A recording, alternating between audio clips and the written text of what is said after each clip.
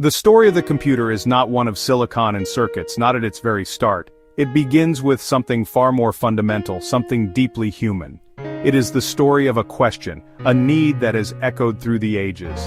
How do we count? How do we measure our world? How do we measure our harvests? How do we measure our days? Long before the first whisper of electricity, humanity sought tools to manage numbers. The ancient world gave us the abacus, a simple frame with beads sliding on wires. In its elegant simplicity, it held a profound idea, the offloading of mental labor onto a physical device. It was a tool, yes, but it was also a promise. This desire crossed cultures and ages. Dusty markets of Mesopotamia, scholarly halls of ancient Greece, knotted ropes, the quipu of the Inca, etched markings on bone and stone, Antikythera mechanism, pulled from a shipwreck off a Greek isle, bronze gears and dials, a mechanical astronomical calculator. It could predict eclipses, it tracked the sun, it tracked the moon, it tracked the planets, a machine holding the heavens in its metallic hands, a mechanical oracle.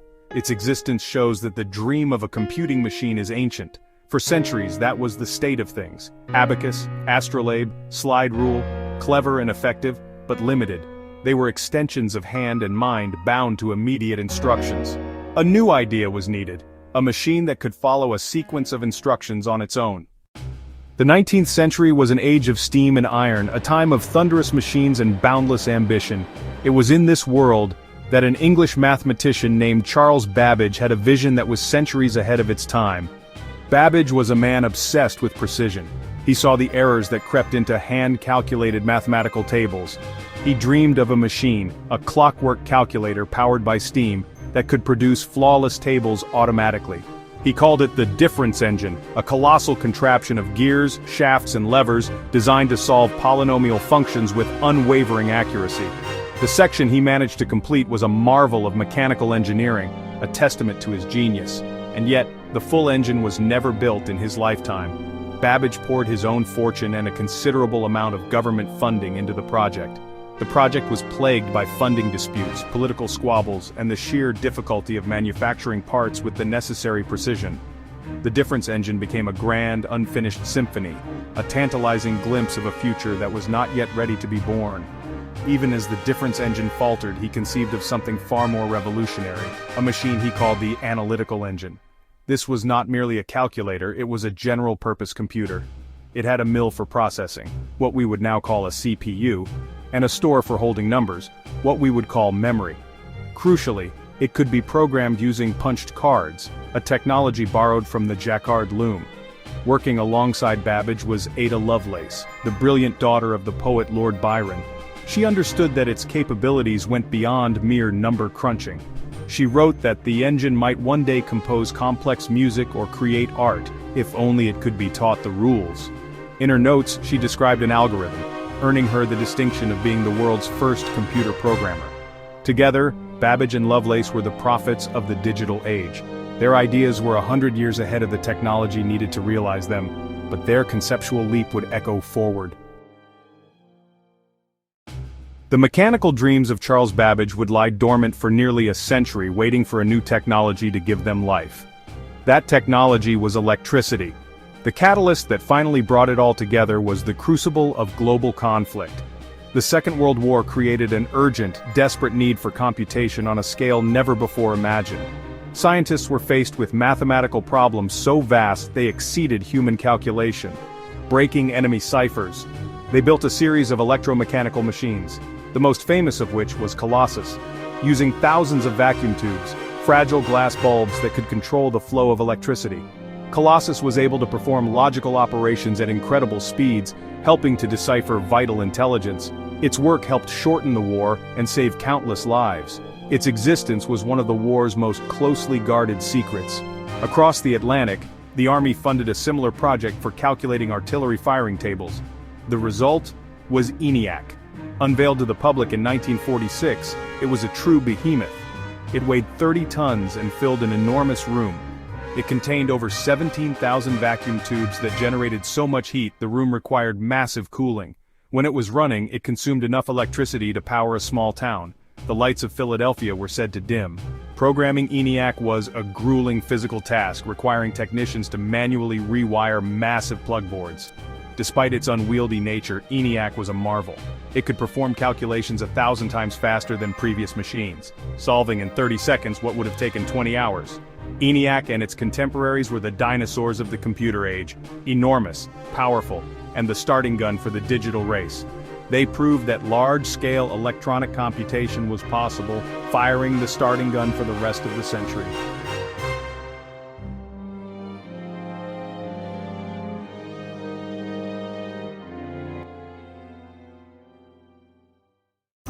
While colossal machines like ENIAC were being built, the true intellectual foundation of the computer age was being laid by one man, Alan Turing. A British mathematician of profound and haunting genius, Turing was not an engineer building a specific device.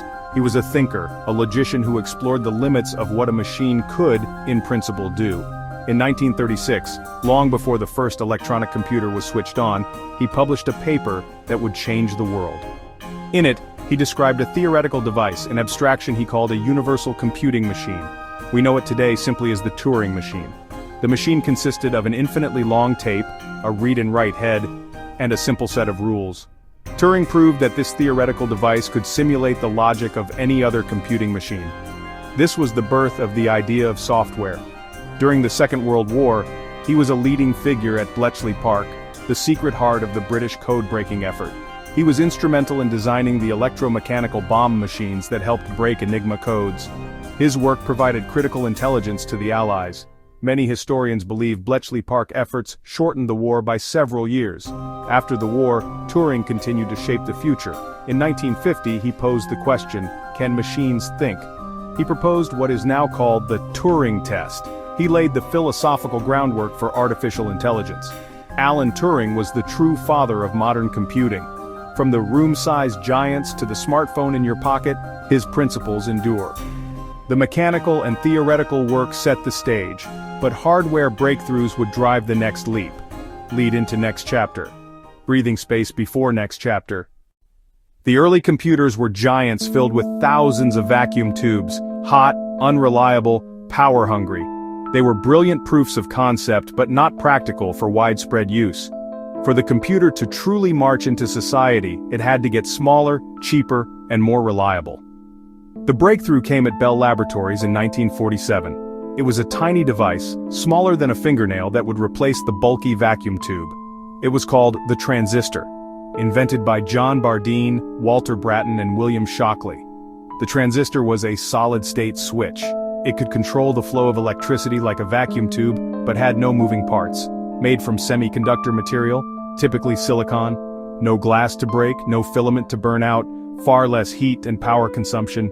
This single invention unlocked the door to miniaturization. It took time for manufacturing to mature and for engineers to adopt the new parts. Then came the integrated circuit, the birth of the microchip in 1958 by Jack Kilby and Robert Noyce. Engineers could now put multiple transistors and other components onto a single silicon die. From hundreds to thousands, then millions of transistors, chips got faster, cheaper, and denser. This innovation didn't just make computers smaller, it made them exponentially cheaper and faster to produce.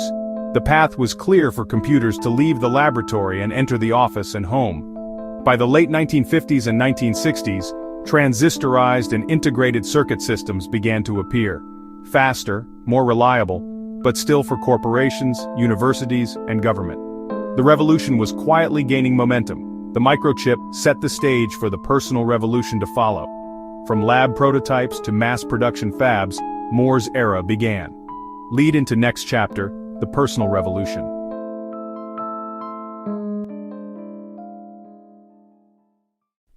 For decades, the computer remained a distant, mysterious entity, a powerful tool accessible only to a select priesthood.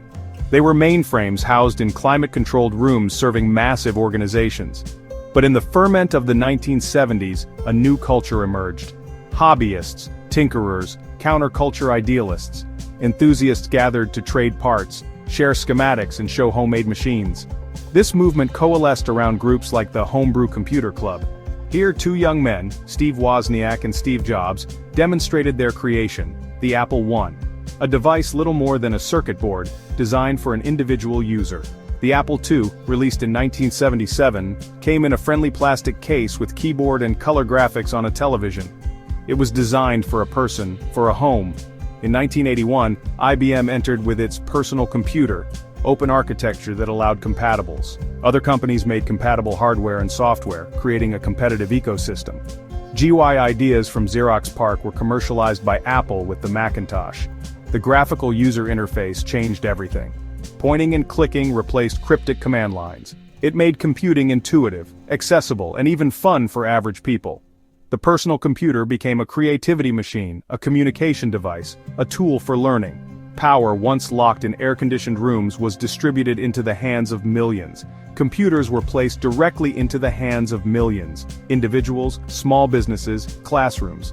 The world was on the cusp of becoming interconnected in a way no one had fully imagined. This shift was not just technology, it was a cultural transformation, changing how people worked, wrote, and created. The personal computer was becoming a portal. The next chapter would be about connecting these islands together. Lead into next chapter, connecting humanity. Breath. For all its power, the personal computer of the 1980s was still an isolated island of information. Sharing across town or country involved floppy disks and the postal service. The next great chapter would be about connecting these islands together. The seeds were planted decades earlier in ARPANET, designed for decentralized communication, a network meant to survive war and keep nodes communicating, but the web would come from CERN. Tim Berners-Lee, working at CERN in 1989, wanted a better way for scientists to share information. He envisioned hypertext, linking documents to one another. He developed HTML, HTTP, and URL, the foundation of the World Wide Web. In 1991, he put the first website online. He also created the first browser and server. In 1993, the Mosaic browser displayed images inline, making the web visually engaging. It was easy to install and use, and it opened the floodgates. Suddenly the internet was a place you could visit, a home experience via dial-up modems. At first it was academics and tech enthusiasts, then it spread rapidly. Netscape and Microsoft brought it to the public imagination. People created websites for business, hobbies, and personal thoughts. Email, bulletin boards, and chat rooms connected people across distances. The world was shrinking as information was democratized. The web transformed computers into portals for communication and consumption. News, commerce, entertainment, social interaction. A library of knowledge larger than any before was available from a desktop computer. The personal computer became a window onto the world.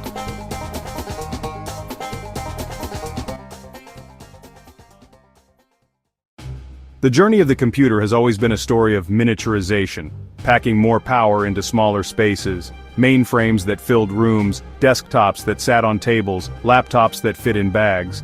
But the ultimate expression arrived in 2007. On a stage in San Francisco, Steve Jobs introduced the iPhone. It wasn't the first internet phone, but it was the first to be elegant, intuitive, and powerful. Its defining feature was the large, multi-touch screen. The iPhone combined a widescreen iPod, a revolutionary phone, and a breakthrough internet communicator. In 2008, the App Store allowed third-party developers to create and sell software, unleashing creativity. Indie developers and startups thrived. Suddenly, your phone was a camera, a navigation device, a music player, a game console, a bank, a library, a social hub. The smartphone has fundamentally rewired daily life. Constant connectivity means we're never far from work, social circles, or global information. Entire new industries arose: ride-sharing, social media, and more. Built around a powerful computer in everyone's pocket, the smartphone democratized access. A person in a remote village can access more information than a professor did decades ago. That changed education, commerce, and political discourse.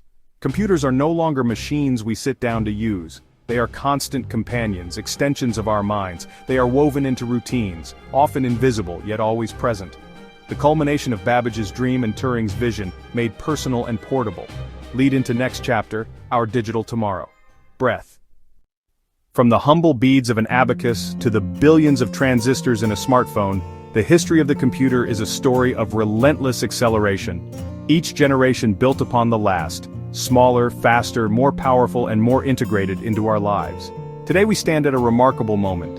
Computers are disappearing into the world around us, in cars, homes, appliances, and even our bodies. This creates a vast network called the Internet of Things. The definition of computer is expanding and dissolving. The next chapters are being written in artificial intelligence, machine learning, and quantum computing. We are teaching machines to learn, recognize patterns, make predictions, and create. Quantum computing promises another fundamental shift. This technology promises solutions, curing diseases, optimizing energy, exploring the universe. We are moving from programming computers to training them, teacher and collaborator roles. This power brings questions: privacy, security, and AI ethics. We must consider automation's impact on work and society. The same tools can connect us or divide us, spread knowledge or misinformation. The challenge is to guide this technology with wisdom and foresight. Shared humanity and inclusive access can build a more equitable world. The final pages aren't written. They are being coded and designed today in labs, garages, and classrooms. As we push boundaries, the most amazing chapters are still to come. The story of the computer is our story. It testifies to human ingenuity and curiosity. The journey is far from over. End.